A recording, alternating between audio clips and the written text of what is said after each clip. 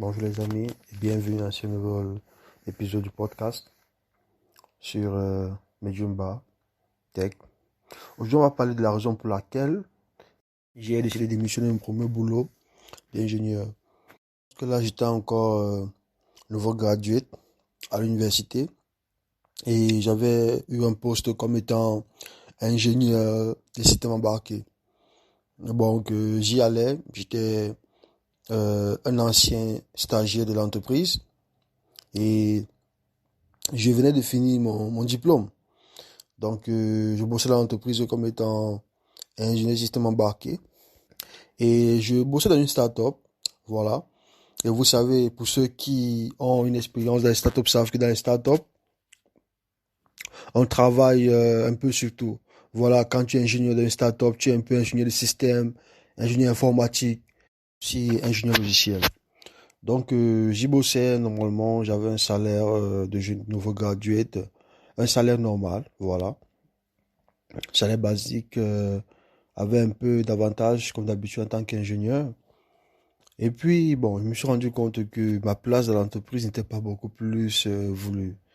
Je ne vais pas dire qu'il subait du racisme, mais il faut dire que euh, quand tu es jeune et que tu as des idées qui sont un peu différentes de celui du boss, ça crée des frictions. Voilà, donc quand le patron dit on fait ça, et puis tu te rends compte que le patron a fait des erreurs, tu vois, et tu essaies de lui faire comprendre que bon, ici tu as fait une erreur, là tu as fait une erreur. Tu te rends compte qu'il ne veut pas écouter. Voilà, il pense que c'est une sorte d'insubordination parce que c'est une entreprise. Pourtant, tout ce que tu veux faire, c'est juste aider à son entreprise de gagner. Voilà. Donc, chaque fois des frictions avec le patron et ça crée un peu une situation de tension dans l'entreprise. Et aussi dans notre équipe, puisqu'on travaille sur des systèmes de sécurité anti-terroristes. Donc, on bossait en équipe avec une équipe de 3 ingénieurs. Et puis, il y avait le chef d'équipe, voilà. En même temps, on avait des consultants euh, qui venaient de temps en temps nous aider et nous donner des informations supplémentaires sur le projet. Dans le projet dans lequel je travaillais, je pense que je bossais avec un Afghan qui avait une expérience beaucoup plus élevée que la mienne. Mais lui, il était un ingénieur en hardware, genre du hardware engineering, tu vois. Et je bossais dans le software et j'avais aussi un autre camarade qui bossait dans le software simple. Bon, moi, j'étais software système embarqué et le troisième était juste un software engineer, genre un génie logiciel. Bon, il y avait un problème de leadership dans l'équipe parce que la personne qui était censée diriger l'équipe n'avait pas des capacités de planning. Genre, il ne planifiait pas le travail qu'on devait faire en groupe. Normalement, le chef d'équipe était censé mettre sur pied un plan pour que nous puissions sur le plan avancer ensemble. Mais je me suis rendu compte que on prenait des règles, des instructions du jour au lendemain. Genre, tu te lèves le matin, tu vas au travail, tu sais que tu as bossé sur la partie détection de la machine, et puis on te dit non, aujourd'hui ça a changé, tu vas bosser plutôt sur la recherche de la compétition. Bon, c'est un peu frustrant parce que tu n'as pas un plan réel sur lequel tu as travaillé, tu n'as pas un leadership approprié dans ton équipe, tu as une tension avec le chef de l'entreprise. Donc, avec le temps, la tension monte, tu sens qu'il y a un peu de friction de temps à autre. Je pense que le leadership d'une entreprise impacte beaucoup sur la durée d'un emploi d'une entreprise. Parce que si il se rend compte qu'il n'est pas le bienvenu, ou alors qu'il se rend compte qu'il n'y a pas une vision claire dans le leadership, ben, il va se rendre compte qu'il ne sait pas où il va. Et lorsqu'un employé ne partage pas la même vision, ou ne va pas dans la même direction que le patron, ça crée une confusion. C'est mieux de se libérer d'un employé qui ne partage pas la même vision que vous en tant que chef d'entreprise que de le garder parce que tout ce qu'il fait, c'est perdre le temps. Puisqu'il a une façon de concevoir les choses qui est différente de la vôtre. Donc le garder ne va apporter rien de positif pour votre entreprise. Et aussi, je pense que l'autre raison pour laquelle j'ai quitté l'entreprise, c'est parce que je n'étais pas apprécié à ma juste valeur.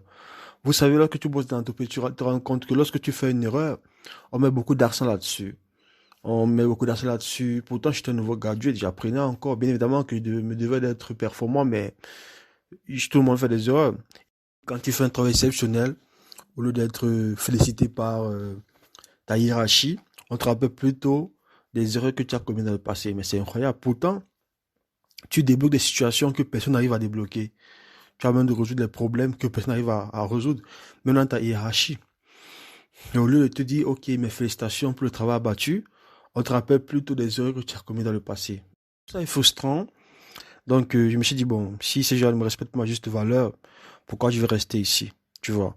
Donc, bon, j'ai décidé de m'en aller.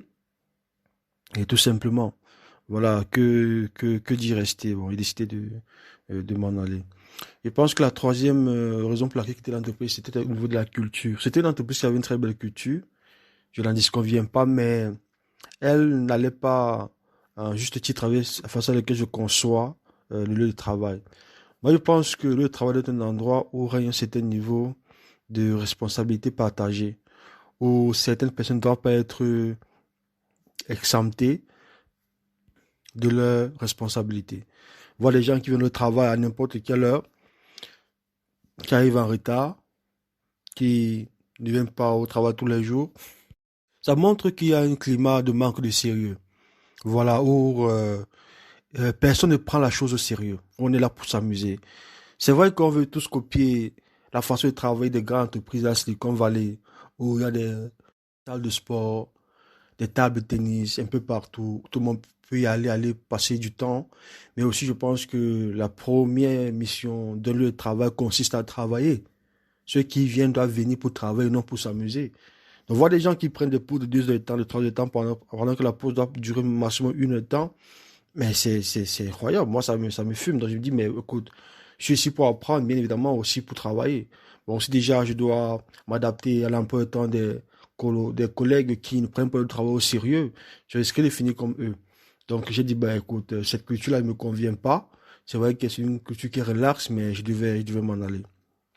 Aussi, après, la dernière raison pour laquelle j'ai quitté l'entreprise, c'était à cause du manque de reconnaissance. Vous voyez, lorsque tu bosses dans une entreprise, tu te rends compte que le travail que tu abordes au fil des années n'est pas respecté, qu'on te considère toujours comme étant un étudiant parce que tu viens de finir ton diplôme. Pourtant, tu apportes plus-value que ceux qui y sont depuis longtemps, ceux qui sont plus âgés, et que tu te rends compte que tu gères beaucoup de trucs à la fois. Tu as même ta social media manager, en même temps web developer, back-end developer, en même temps software engineer, en même temps tu es associate project manager, en même temps tu es co-lead, en même temps tu es ingénieur système embarqué, et qu'à la fin du mois, ben, au lieu d'avoir des messages de reconnaissance lorsque tu reçois ton salaire, on dirait que tu reçois un salaire de mendiant. Voilà, on te paye comme si tu ne valais pas à peine. Maintenant, ben, écoute, je bosse dur ici, je donne tout, je travaille du matin jusqu'à 20 heures, je rentre à la maison très tard le soir, je dors maximum 5 heures de temps, que le matin, je suis déjà de retour au travail. Et en retour, au lieu de recevoir la reconnaissance, le respect qui se doit, tu reçois plutôt un certain niveau de condescendance et une image de mendiant. Ben, dit, ben, écoute, si vous ne respectez pas le travail que j'abats pour vous, ben, moi, je vais m'en aller. Je vois pas la raison pour laquelle je vais rester d'un tel endroit où je suis pas respectant ma juste valeur. La dernière raison pour laquelle j'ai quitté l'entreprise, c'est à cause du manque de confiance. Vous savez, je me suis rendu compte que, c'est pas, c'est parce qu'à cause de la couleur de ma peau, mais je me suis rendu compte que lorsque je suis seul dans l'entreprise, les patrons ont l'impression que je suis là pour voler quelque chose. À chaque fois que je quitte une pièce, on vient vérifier s'il y a pas un truc qui manque, tu vois.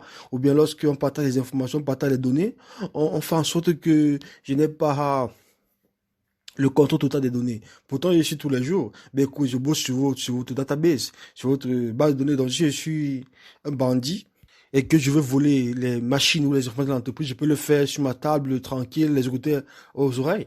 Mais le fait que tu te trouves où on ne te respecte pas, où on ne te considère pas et où on n'a pas confiance en toi, ben, c'est justement dire que tu n'as pas confiance en toi-même. J'étais jeune, je crois que j'étais dans la vingtaine. Je me suis dit, ben, écoute, si c'est comme ça, je m'en vais. Et bizarrement, comme il avait escompté, là, je quitte l'entreprise le dernier jour, je me rends compte qu'ils viennent dans mon bureau vérifier si je n'ai pas voulu un truc. Et je m'attends à vérifier si je ne suis pas parti avec un truc. Ils vont dans les informations, dans les données, dans les files, tu vois, les documents dans mon ordinateur pour voir si je n'ai rien volé. Mais c'est incroyable. Si je veux voler, je peux copier ça et mettre dans mon hardware, je garde, rentrer avec ça à la maison.